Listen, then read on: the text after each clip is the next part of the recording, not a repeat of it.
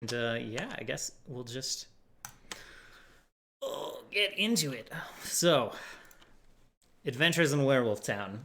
The start of the session, it was it's the first session. It's kind of the first chill hangout start of the session. Like the party's been doing stuff, like urgent stuff, for like a couple of months of real time and like several days of in-game time.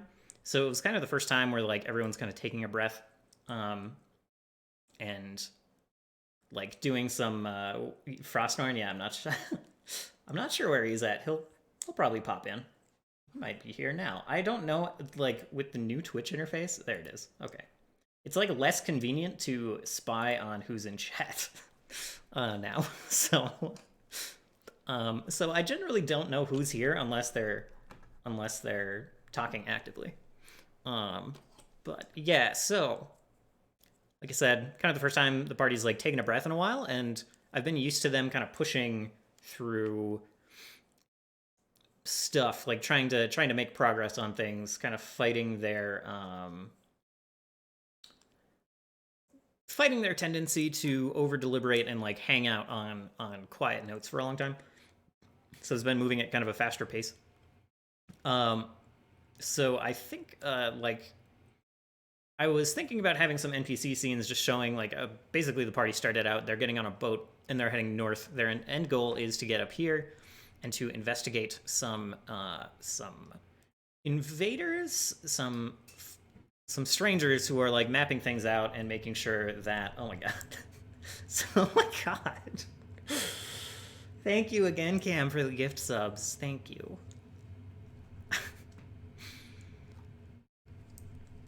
Maybe he will. Can you do that if he's not here? That's him. That's okay. Cool. That's neat. um.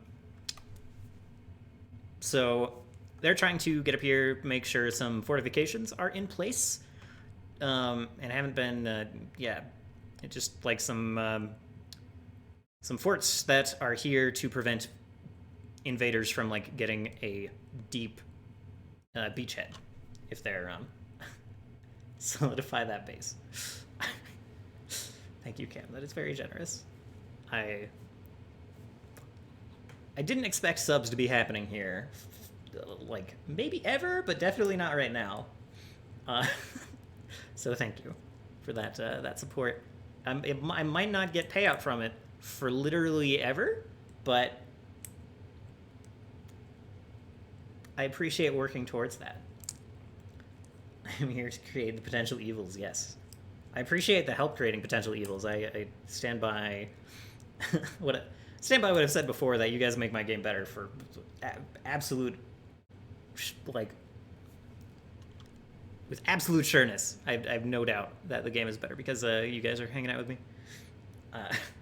I might already be blushing. My cheeks are a little warm. I don't know how well it shows on camera. Like, I don't know if it's this lighting or my camera or what, but my face just always looks just a little flushed. But maybe that's just my natural state. I don't know. I don't look at my face that often. So I kind of, point being, how do you say, I was a little bit lazy with the NPC scenes at the start of the session. I was just like, all right, we're gonna get in the boat, we're gonna go, they want to get away from Orlane. We're just gonna like chug, right? We're gonna like, this is what I thought for the whole session. I thought we're gonna get to about here the first night. We're gonna do all of the stuff that I set up last time with you guys, like within the first hour and a half, 2 hours. Like that's just gonna be like done and over with. I'm pointing at a map that I'm not showing you guys.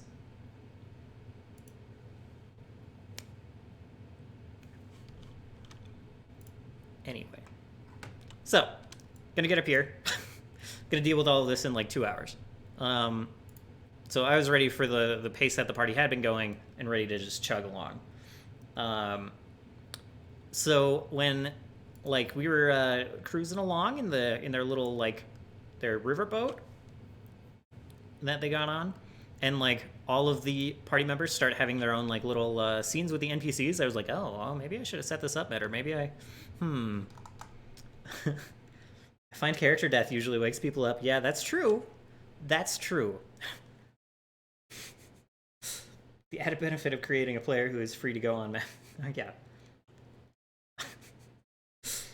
Um, so they started interacting with the NPCs, and I was like, oh, okay, well maybe I'll set this up a little more. I'll like show that the NPCs are chilling out doing stuff. So there was like one scene where Eve and Sonus, Eve being the rogue, Sonus being the sorcerer fighter, the sorcerer who uses his sword more than his spells. Um, like they were kind of sparring with Ben Griff of Scale Seeker fame. He's on the boat with them. The boy Aaron, who Dane DeVol rescued and brought to the town, and who like the party then rescued from the cult. He's on the boat, and so is Lord Marius DeVol, who started this whole trek down to deal with the cult.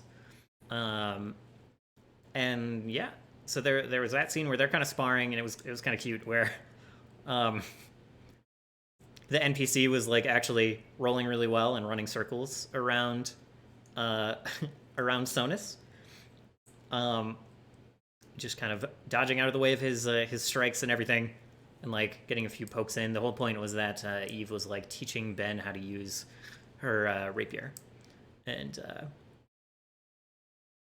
then it kind of culminated in Sonus just being like, "Can I roll intimidate to win this fight instead of athletics?" And I was like, "Sure." So he rolls intimidate, fails horribly, and he's like, "I'm going to use a hero point." And I'm like, "You got it." So rolls a hero point, rolls like a crit. So I have him describe it, and his Sonus just like runs forward and does what he did to so many boats. So many boats. Wow, I read chat, and it's just the power of suggestion. What he's done to so many doors in the past, and just shoulder checks poor Ben Griff right off the boat, just throws him into the cold water of the fjord, and yeah.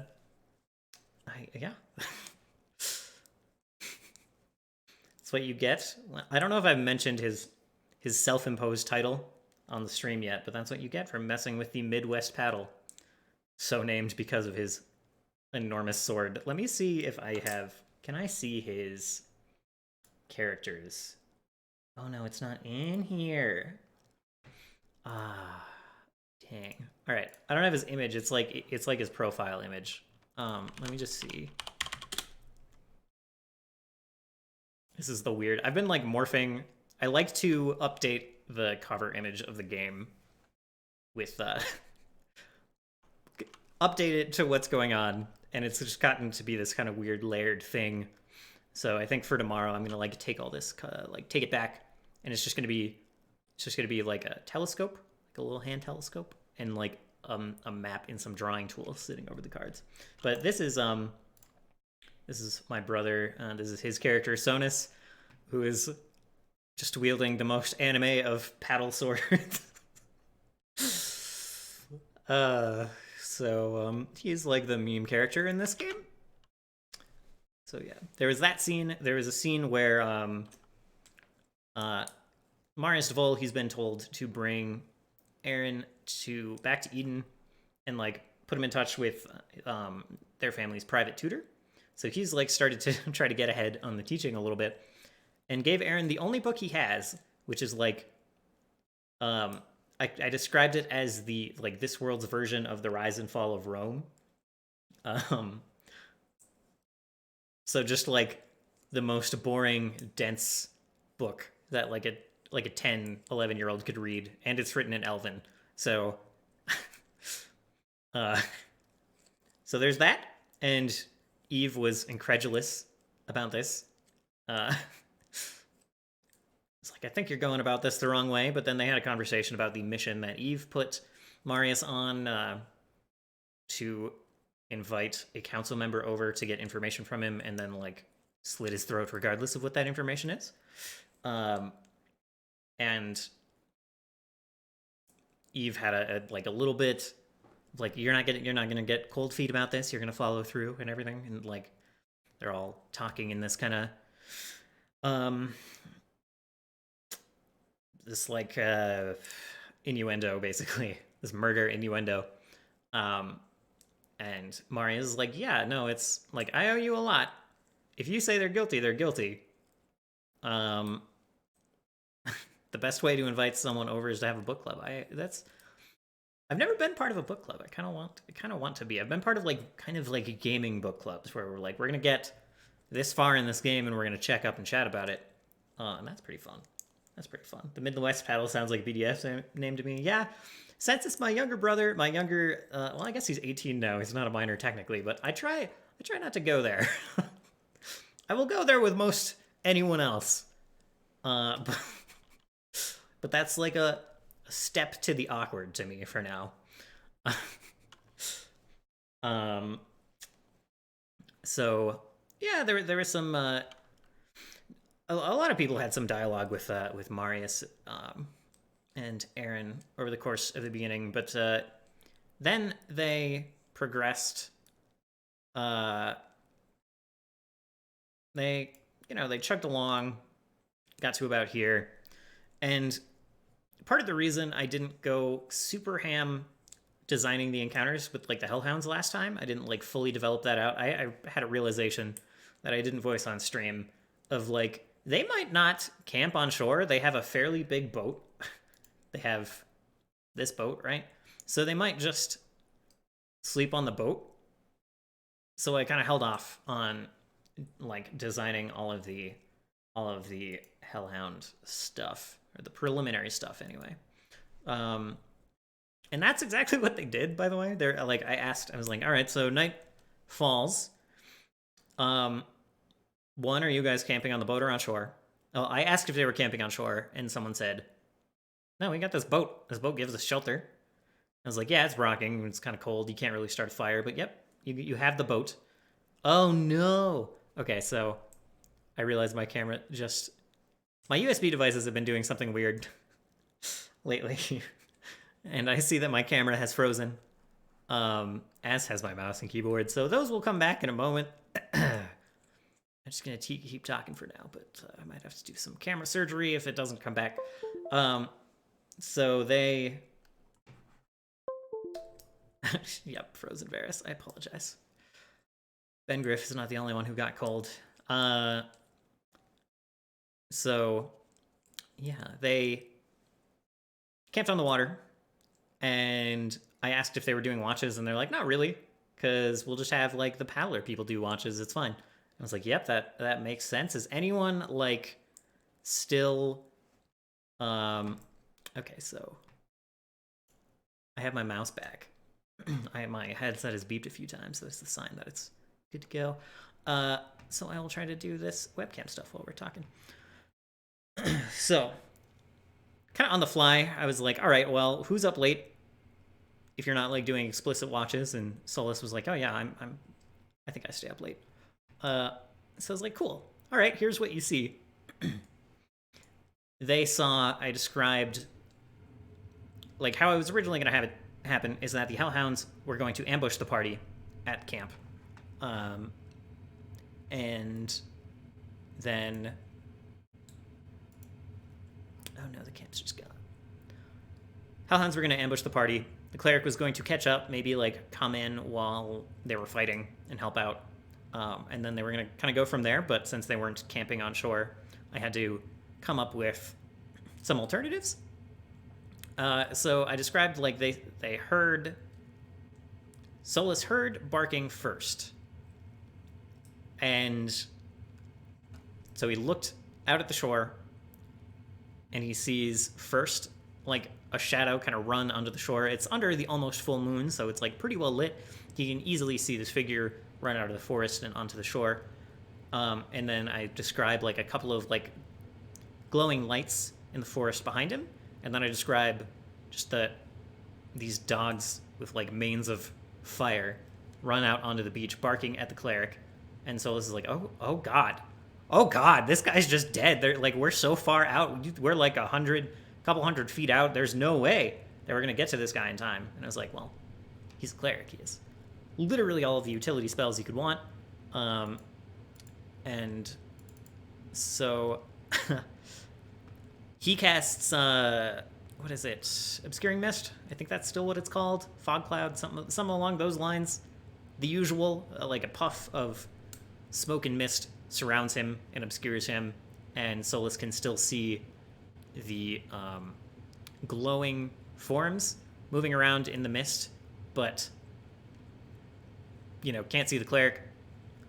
The cleric in the mist casts water walking and just fucking runs out of the mist towards like off the shore. His thought being, hey, these dogs probably don't like the water, and they probably swim slower than I can sprint anyway.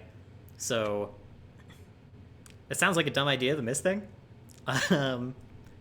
Just like, well, yeah, maybe. Curious what you mean, but this cleric is he's a little concerned about getting away from these dogs. Firehounds live in hell. Oh, this is... Should the hellhounds have scent and be immune to the negative effects of obscuring mist? Like, I think it still obscures. There's nothing on a hellhound that says, like, they can smell you, and so they get rid of all of the obscuring rules. Like, they could follow him through the mist. They're not gonna, like, lose his, like... They're not gonna lose where he went. But if they, like, run up to him and they attack, like, they're still going to have that chance to just completely whiff. So I think, I still think it's a fine idea.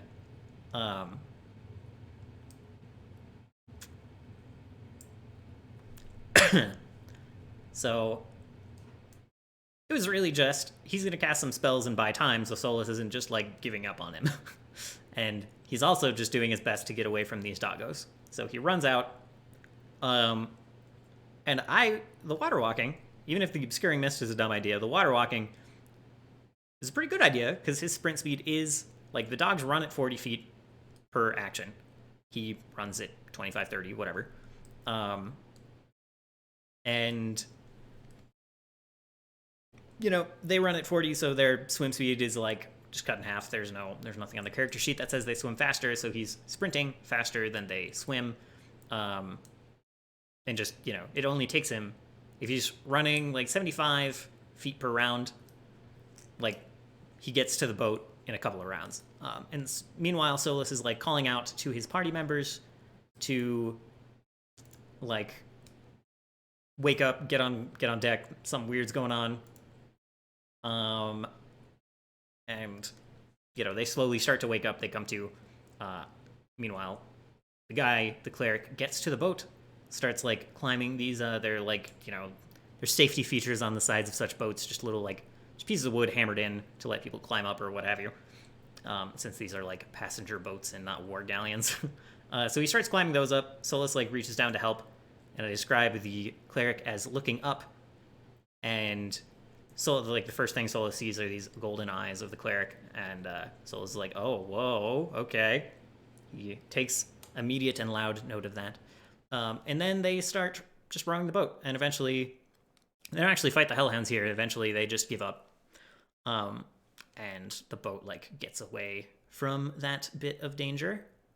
Let's see. Give me a minute. Hopefully I might just be webcamless, guys. That's all right. So. Yeah, no, I just mean, oh, got it. Fixed it. Never mind. I'm good at the tech. Okay. All right.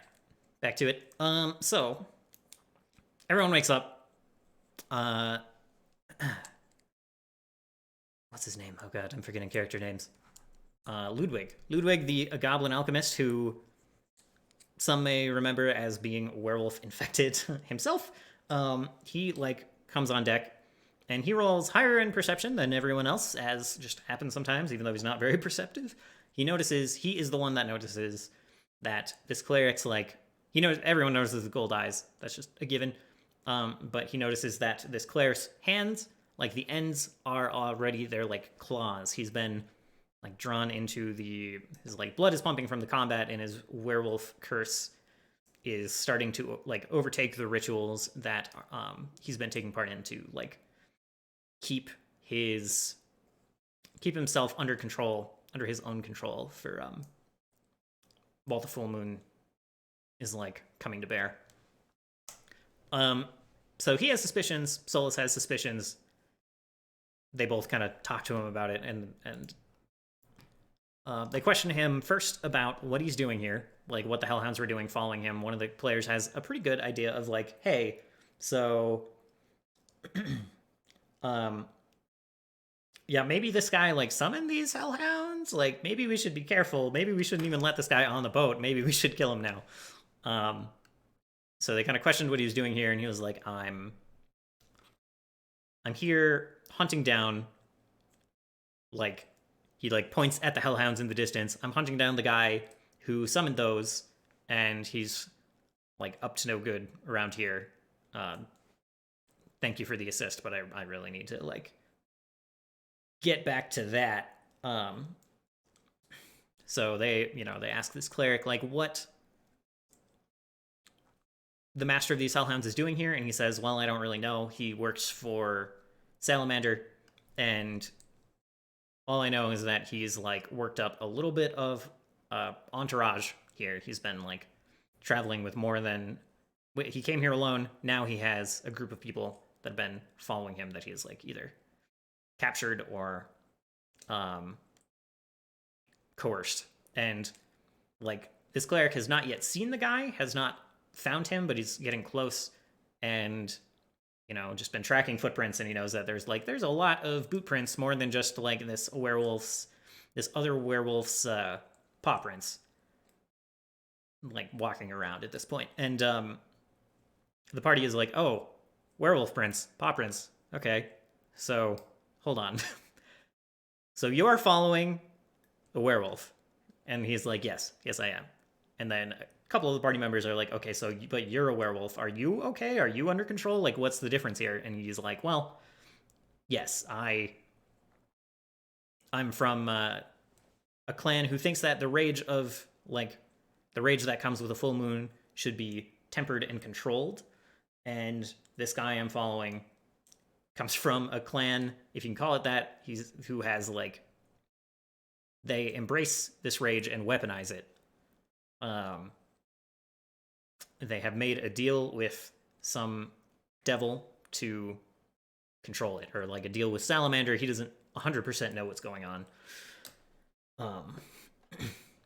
And yeah, so the party's like, okay, well, maybe we should probably find this guy then. We just kind of like brought peace to this area. We brought peace to Orlane. I don't think we want to leave this guy running around, so maybe we'll help you out.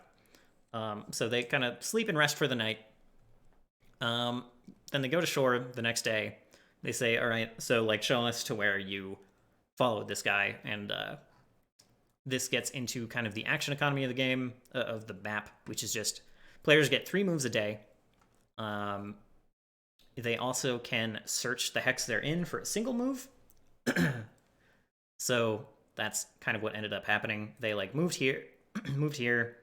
They like rolled, I think they rolled poorly on their survival checks or something. So they spent another action like searching this zone. Each tile is 12 miles wide? No. Oh yeah, no, it is 12 miles wide. Is it? Did I describe that right? No. Not 12. Each hex is 6. 8. Yikes. Okay, so each hex is 8. So it goes like 8, 16, 24.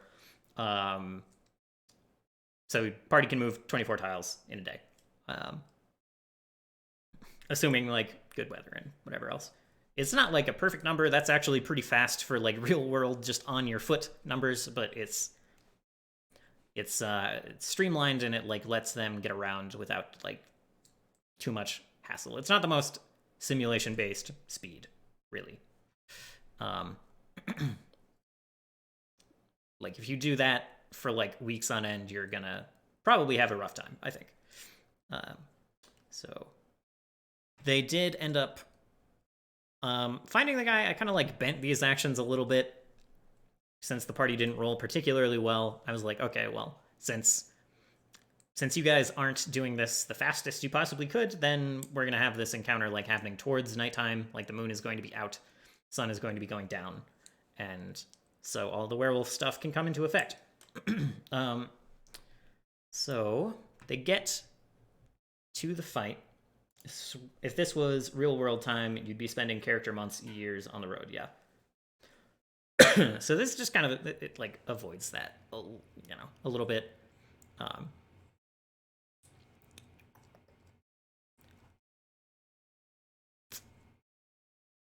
yeah. So they found these guys close to night.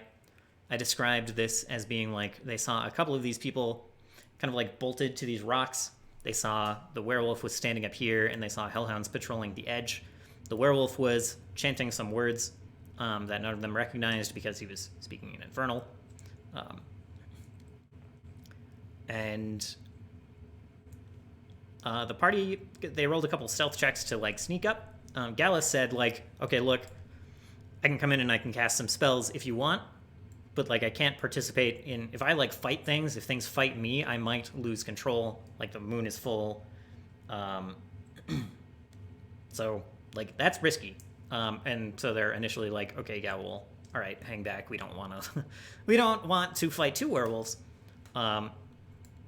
So he sat back. The party snuck up. Eve got close and like started combat by just moving on up and giving one of the hellhounds like a double stab. And from there, combat rolled out in kind of a messy way, actually. So I had this as it was 4 level 3 enemies, and the party is of level 4. So that is spot on for a severe encounter according to the GM rules. It's like a 120 XP encounter, which is listed. No, it's 160 is severe, and the party was at 150, I think, something like that. And the party has like a bunch of gold, but not like a ton of power yet. They haven't converted that gold to like resources yet. So it was a pretty hard encounter for them to begin with. And in addition to that, they did not focus fire very well. They split. There was like a hellhound here. There was a hellhound that ended up here, and like one here. And like Eve was attacking this one. A couple were attacking this one. Some people were shooting off spells to hit the werewolf first. They're like, maybe if we kill this werewolf, like the hellhounds will go away, which wouldn't have been the case. But they got him down from 60 some HP right down to like 20, and then they like didn't finish him off. They got this hellhound down to like half health, didn't finish him off. This hellhound was low. This hellhound basically didn't get touched, but they were like splitting focus real bad. And the encounter was harder than I expected, so I had the hellhounds kind of doing the same thing, basically. I was like, all right, they're gonna split up and like fight different targets because this is harder than I intended. It is tactically bad. They should like, speaking from a purely strategy standpoint, they should definitely limit the enemy's action economy as soon as possible. Like that's what the game kind of comes down to in terms of combat. So splitting damage like that made it harder than it should have been. With a minor TPK, I should have taught them a lesson. I thought about it, but like I said, I didn't want the encounter to be that hard either. So like a lot of people went down, just not all at the same time. Like Eve went down, Solus went down, Sonus went down, and they were like passing heals back and forth, keeping each other up that way. But they were like stacking up those wounds, and it got really close to some people dying. A minor TPK of them and the rest of the village, yeah. You're good. I don't mind emphasis here.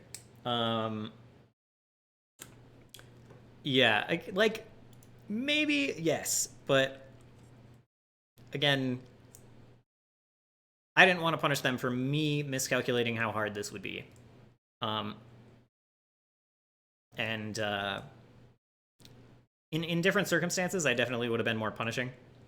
But here, I was like, and I didn't pull punches. They still rolled their full damage. They rolled their full, like, attack bonus of plus freaking 13. They landed nearly every attack they made. And, like, you know, could have freaked them out by having one of the enemies start dragging one of them away or something. That's not a bad idea. That's pretty good. Yeah. I could have also just, like, I could have had the main werewolf start transforming just like reach out a hand, start transforming one of the villagers into a fiery-eyed werewolf like him. They've all been bitten. They've all like started the transformation, so he could have like sped it up. There are things I could have done, but like I'm probably overstating how kind I was being as well. Like it was literally just it was still they were still acting in a believable way, I think. Like one hellhound went around here to like start limiting the guy who was like healing, try to take him down. Werewolf and hellhound were focusing Eve, who was doing a lot of damage, and then this one over here, like, you know, basically this hellhound was protecting like protecting the master. Like the master basically told this hellhound, like, hey, get this guy, he's throwing spells at me that hurt like hell, stop that. So like I don't think I was doing it in an immersion breaking way. It was just kind of a conscious decision all the same. Flanking. I should have had them flank more maybe, but yeah, I let the dice fall, but yeah. Things ended up fine, yeah. So, like, they always had Gallus in the back, who's a cleric. No, not a cleric. I described him as cleric-like, but he's actually a druid. So he, like, towards the end, runs over here. He casts, like, a 2-action heal, which is very strong, even at this level. Still at this level. I guess it's up-to-date. It's an up-to-date heal. So it's a level 2 heal. Got Sonus up when he was pretty low. And then, like, did the same to Eve. And he started getting attacked by the Hellhound, and I was rolling to just see if he lost control, and he rolled really well on his fortitude saves every time. Does that mean Jesus is a druid? I think he might be more of a druid than a cleric, but he's probably... Jesus is probably more of a... Maybe we won't get into this. I would think he's more of an oracle if he's a class at all, but, you know.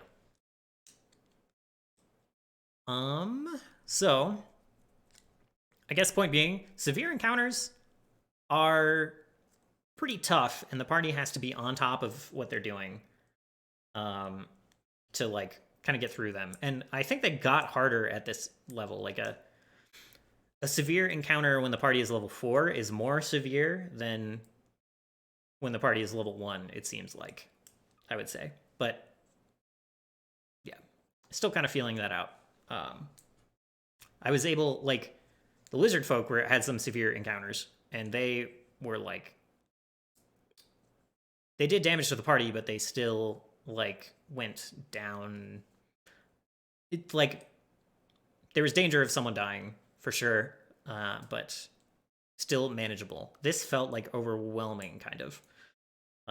So I'll just have to keep an eye out for that, and maybe if, like... So the camp fight that I had ready would have been, like, a bit better at, like, forecasting future badness, right?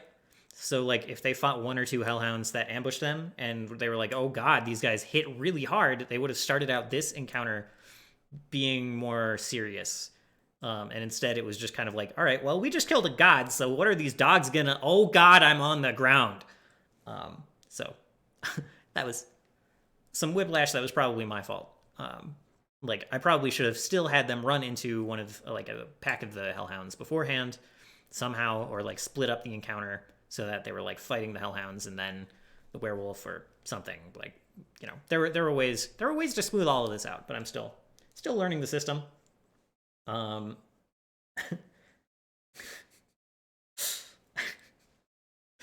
just catching up on chat a little bit. But yeah, that, you know, all in all, the counter was pretty fun, and I think it went well, and it lasted quite a while, but I don't think that's a problem. The party deliberated a lot on, like, at the beginning of the encounter on what they wanted to do, how they wanted to approach this, and I don't think it didn't really speed things up or make things any safer for them, so I think maybe, like, you know,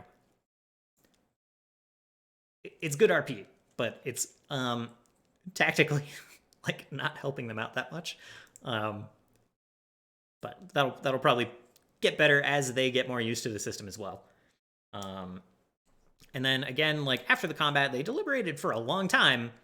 So like what happened was Gallus, the druid slash werewolf, he started inspecting these townspeople, and he's like, they are all bitten. They're all going to like, they have the curse, and they haven't transformed yet. So this stuff still works. And he pulls out some wolfsbane that he like. They had a brief conversation about it on the boat, where Ludwig inspected it, was able to identify its properties, and he's like, oh god, this does a lot of damage. And let me just pull it up. It's not a joke, even a little. Oh, well, I accidentally closed the window. It's like many d6s.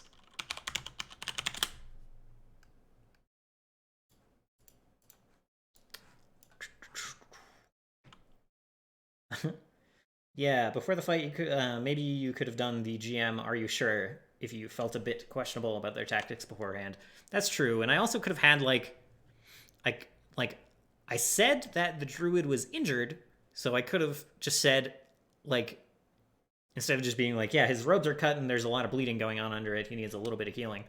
I could have been like, yeah, his arm looks like it was almost torn off. Like that would have been better in a lot of ways. That would have been like more evocative, more drama. Would have just probably would have made the party a little more hesitant and aware that like, oh god, okay, this is serious. But yeah, wolfsbane. Ludwig looked at it and he's like, oh, okay, stage 1 is 12d6. All right, good. Stage 2 is 16d6, and stage 3 is 20d6. And they have to live long enough to take damage from the 20d6 before they, okay, sure, yeah, that's not gonna work. That's not gonna work. So, yeah, he was pretty iffy on the wolfsbane. So Gallus pulls it out. He's like about to feed it to one of the villagers, and Ludwig's like, don't do that. That's not a good idea. Let's hold off. Let's think of something else here, okay? So they did. Also, another thing I forgot to mention, this werewolf, this vindictive werewolf, he started the combat like pretty early on. He bit Eve. Eve rolled terribly on the fort save, so they know what's going on there. And then it bit Sonus. And Sonus also rolled horribly on the fort save. So they're like, okay, great. We have 2 more werewolves on top of Ludwig.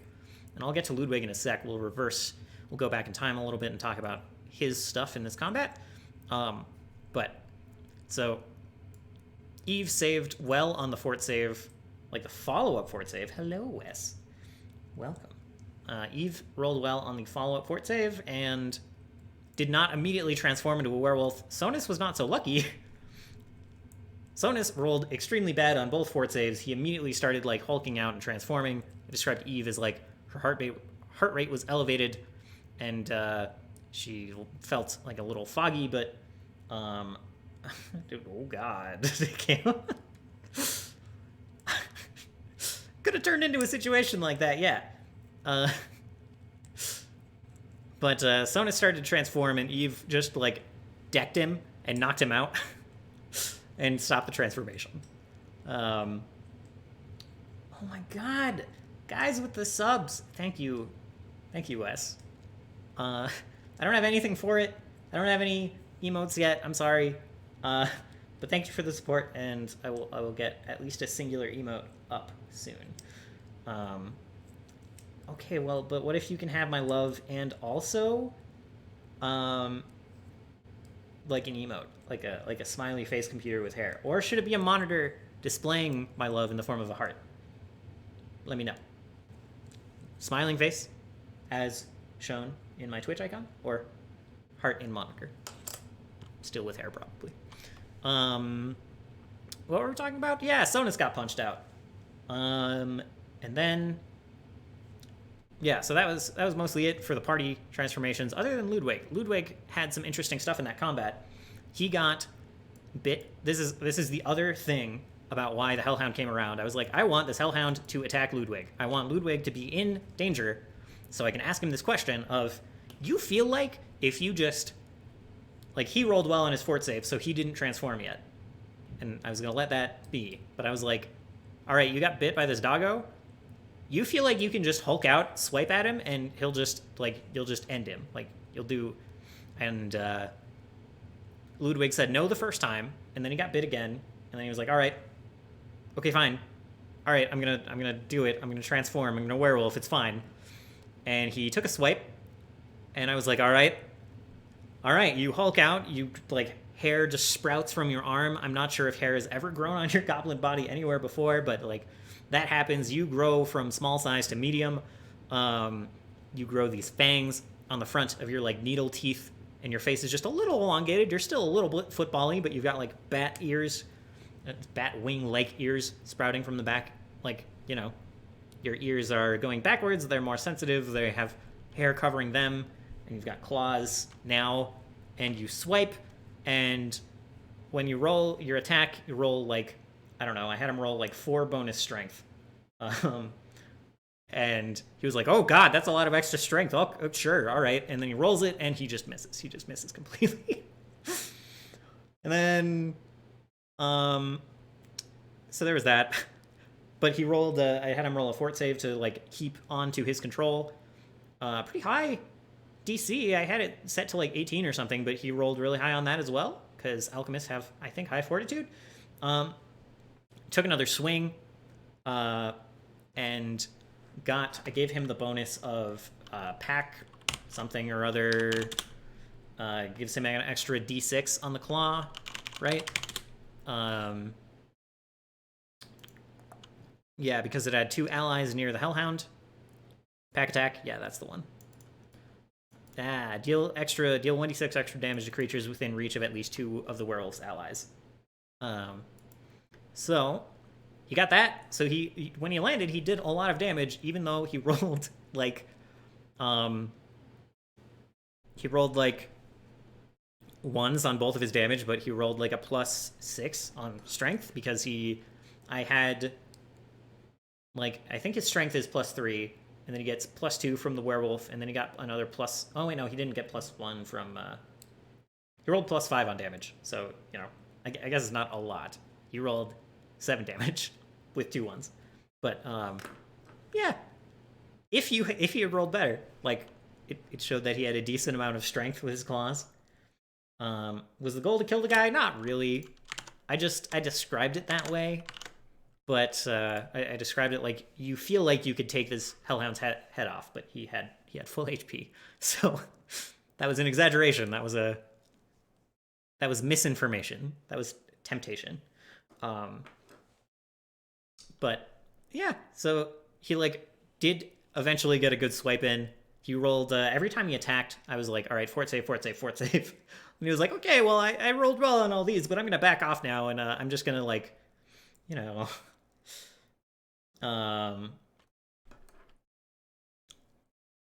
So he chilled out after getting a couple swipes in when the Hellhounds finally started to go down.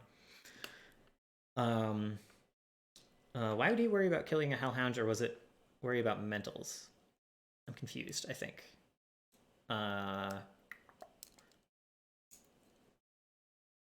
So they were still like kind of splitting damage at this point between all 3 Hellhounds. Getting hand over his transformation, that's definitely true. He had been fighting a different guy, but this Hellhound was close, and I was like, all right, you have a chance to do like serious damage here. And maybe I should have just given him some... Ignore that. Maybe I should have just given him a free hit or something, but, you know. But yeah, he rolled extremely well on his fort saves to keep control. I think I might like include that in later rolls. Say like, you kind of have a better handle on this than you should. But yeah, so that was fun to play around with that.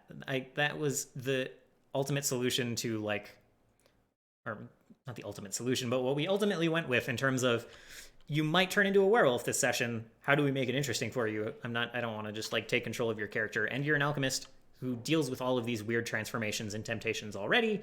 Maybe you have an edge in terms of keeping things under control. So I think that worked out well. I think he enjoyed that. I think it was cool. So once the combat was over, again, they were inspecting these town people. They were deliberating about what to do. Gallus was like, just look, you have a window now. to feed them this wolfsbane, they're going to transform. They're going to transform into people like him, not people like me. They're going to already be like possessed by this devil. Like that, it might already be too late for that. They might be under this creature's thrall. And the party was like, no, we're not going to. This would literally just kill them. No one is going to survive this. Stop it. Like, just put that away. Eve almost ate some, and Ludwig was like, no, don't do that. Don't do that. Don't do that. So then Solus and Eve both rolled checks to know a guy, and they knew a priest of Denala, the nature goddess in Eden. And I'm kind of like, there's a feat about connections or something, and I kind of am house ruling it. Yeah, party members almost ate the wolfsbane. Yeah. I don't think it actually would have killed them because of the way death rules work for PCs, but I didn't have to look. So that's nice. So yeah, I kind of like axed the connections feat, and I just said, hey, I want you guys to be able to spend hero points on interesting things outside of combat, interesting things other than just rerolls. So maybe hero points will enhance your stuff and let you break narrative a little bit. So like you can spend a hero point on like a society check to like know a guy, kind of like in like culture checks in Stars Without Number. I really like that mechanic. So, and it comes with granular success. So even if you know a guy, he might want something. There might be beef left with that guy. And that's how it turned out here, basically. I was like, okay, so yeah, you know this priest, but you have a feeling that he's gonna like want something in return. Especially if he's healing, like, if you're bringing all of these like villagers and it's not just one person, and you're like expending this guy's resources to like cure a lot of people of this curse, then like you might be in debt to this guy. You know, he's not really that charitable these days. He's like an old cranky elf who isn't particularly happy with the state of the world now that his primary god is no longer in power. But the party was like, that seems like the best. This seems like the best option. Like, it's a better option than just killing these. We'd rather be in debt than putting down these villagers, and like we have to go to him for Sonus and Eve anyway. Yeah, you dare make me heal rabble. He is too old for this. He's a grump. And yeah, that was the end of the session. They kept deliberating about it for a while, and I was like, you guys kind of have a solution already. You guys kind of know what you're doing. So how about we call it now, and we'll pick this up next time. Just kind of to get the ball rolling a little bit, get them out of the loop of logic. And yeah, they all agreed, and that's where we called it for the night. And we were only like half an hour over time. We only spent more than an entire full night on this. 4.5 hours on my werewolf side quest that I didn't think would take that long at all. So that was the end of that. So are we now going to get creative for the next session? Yes, we